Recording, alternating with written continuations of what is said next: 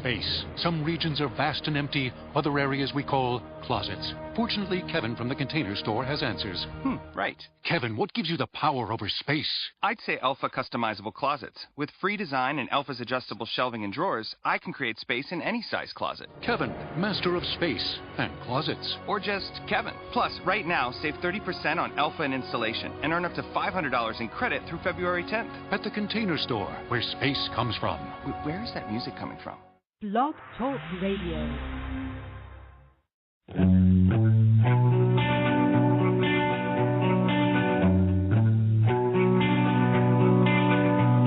A company always on the run. A destiny, oh, it's a rising sun.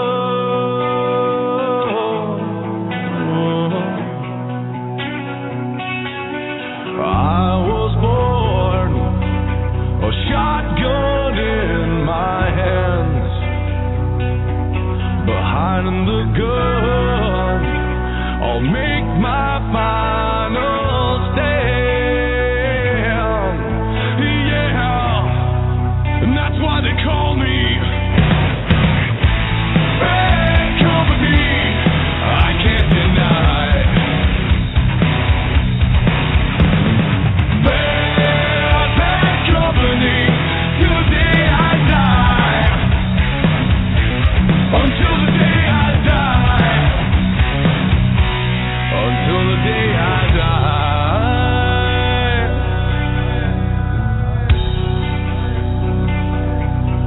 Rebel souls, deserters we've been called. Chose a gun and threw away the stone.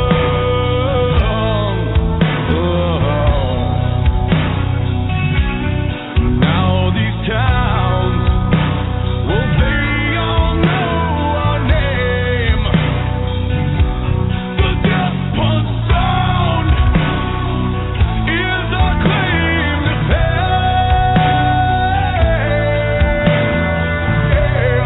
And that's why they call me Bad Company. Hey, I'd like to welcome everybody to Shooter's Rest Radio. I'm Victor Laszlo, the co-host. We're having a few technical difficulties getting Jay on the line, so we'll work through it. He's trying to reconnect with us, so I hope everybody's having a good evening.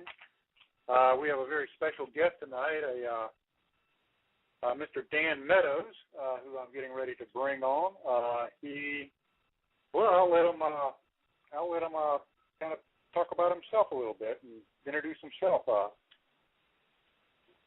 Dan, are you there? I am. Oh, great. Yeah, this is Victor Laszlo. Jay's he's trying to work his way through some technical difficulties in the tangled web we have called the interweb. So welcome to Shooter's Rest Radio. And like I said, I'm Victor Laszlo, the co-host. And I'm just tickled pink you're here. I've been reading a little bit about you, and our backgrounds are a little bit similar. And I might have run across you sometime in a previous life. But if you would, give us a little bit of background and tell us a little bit about yourself. Hey, Victor. Good evening. Yeah, this is Dan Meadows. I first and foremost, many years ago, I was in the military in the U.S. Army. I spent about 7 years in the Army, both active and active reserve. I went into law enforcement after my service career. Spent both in patrol and homicide investigations, police academy, a total of about 25 on that. In around 2005, I got involved and active with disaster crisis management. I was third day on the ground after Katrina hit, second day on the ground after Hurricane Ike, a number of other hurricanes and floods around the U.S., so I kind of worked that as well. But I've been a hunter and shooter since about 1966. Started with archery about, let's say, around 1974, first time I got involved in that. Around 1976, I started teaching firearms and have been active teaching firearms pretty much the rest of my life since that time. So that's been, I don't know, 100 years, no, give or take. No, about 47 years I've been doing that. So I've been very blessed in learning from a lot of different instructors, a lot of different academies and groups and shooting schools as well over those years. Currently, I own the TAP 3 Times group of companies. It does consulting, it does firearms training, archery training, expert witness, and very recently, as of here of late, I'm currently the host of the Shooting Channel, co-hosted for a number of episodes with Michelle Rahal, who is a former Formula One driver. He's also the president of the Shooting Channel. So I co-hosted with him a bit. I actually came on back in February this year as a guest on their show, and I don't know, they must have liked the Southern voice or whatever, but they kept me on. And I've moved up from there as from a guest to a co-host to a host now, and I'm also vice president of the Shooting Channel. So that's kind of a roundabout way of introducing myself and letting our listeners know who I am. Well, Dan, that sounds really cool. You are what I believe we call a Renaissance man. Just an expert in many, many fields, and well traveled and can converse on many, many subjects. And well, I think Jay made it in.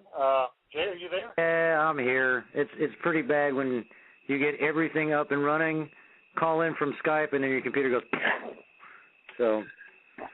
Well, All too well. Live radio. And who else is on the line? Hi, this is Natalie.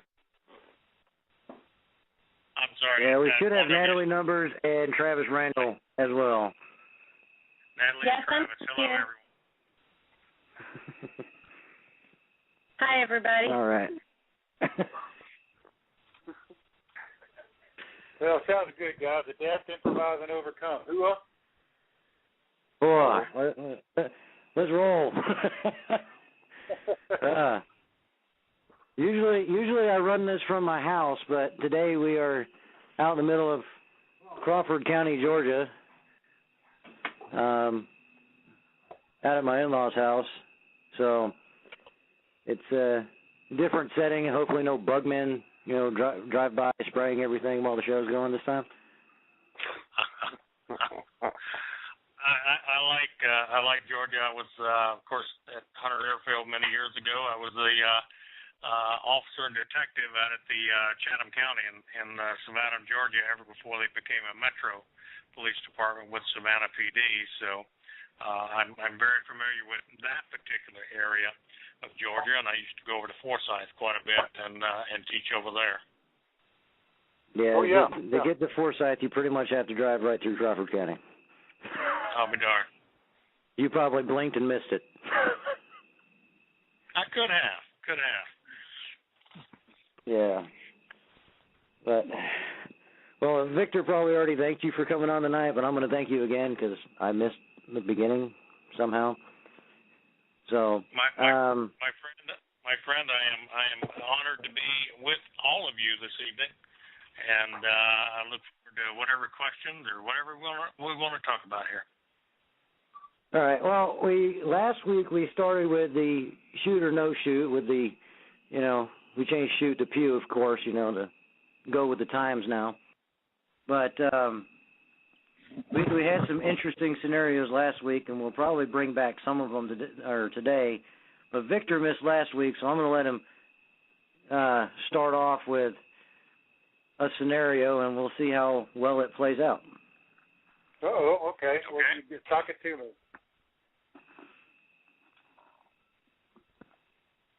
Okay, Jay, you were going to give me a scenario and let me think about it, or? I was going to let you shoot out a scenario, and then we'll shoot out a scenario. Talk. Oh, okay. I'm sorry. Let's see. The scenario would be, and I think I know the answer to this, but for everybody, I'll throw this out there: is you're minding your own business, raking the leaves in your front yard, and this is in a suburban area.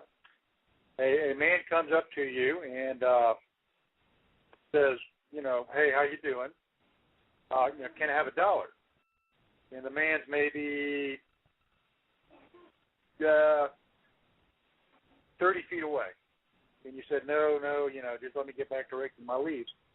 The man picks up a large tree limb, approaches you, and approaches to within about 20 feet of you, 18 to 20 feet of you, holds the limb over his head and said, if you won't give me $1, I will beat it out of you. Now, you have your weapon on your side. Let's say it's a Glock Model 26. That's one of my favorites. How do you react? The distance is 18 to 20 feet. Man has a large tree limb, let's say about 4 inches in diameter. Good green limb, it's heavy. Says, I'm going to beat the money out of you. How do you proceed? Shoot him in the face.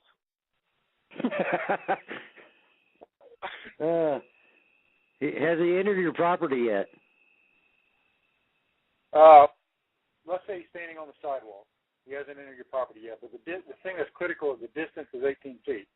And there's a reason I picked that distance. What's to your house? How far are you from being able to go inside your house safely? Let's say 50 meters, 50 yards. If you're a state. Well, you got a very big yard. I'd hate to be raking the leaves on that yard.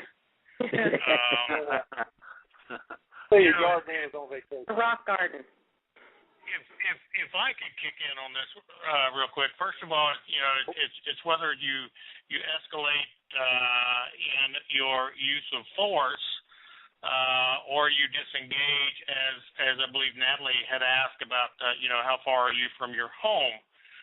Disengaging. Now, that 18 to 20 foot distance is, in fact, as you stated, Victor, a critical distance. They used to call it years ago back when I was teaching in the 80s and on up, it used to be the 21-foot rule. Then it extended at least to the 30-foot rule, so that was of concern. If you are a civilian and you are untrained, like many police officers would be, or even military members who understand a little bit about escalation of force and like that, then you've got to take into context there is whether you have used some type of voice command on this person who is coming onto your property, although he has not entered your property yet. First and foremost, I would probably disengage, trying to talk him down to de-escalate the threat from him. That would be first and foremost. But, hopefully you have, as a civilian, practiced enough to know that if you needed to draw a firearm, your concealed or even open carry firearm, depending on what your state statutes are, disengaging would probably be the first and foremost thing in my mind, trying to talk him down. If he actually closed distance, if that was the next step in your scenario, if he actually closed distance, then I would either try to evade and not keeping a straight line. In other words, he would have to alter his direction of attack by sidestepping, at the same time drawing my firearm, and if imminent danger was in fact coming upon me, then I would respond appropriately with my firearm at that time. Of course, that's me. Yeah. I'm going to jump in on this one. Army, we were always, the new thing going into deployments is show, shout, shoot, Right. But I live in the great state of Georgia, and once he enters my property line and he is an imminent threat, they say I have the right to shoot.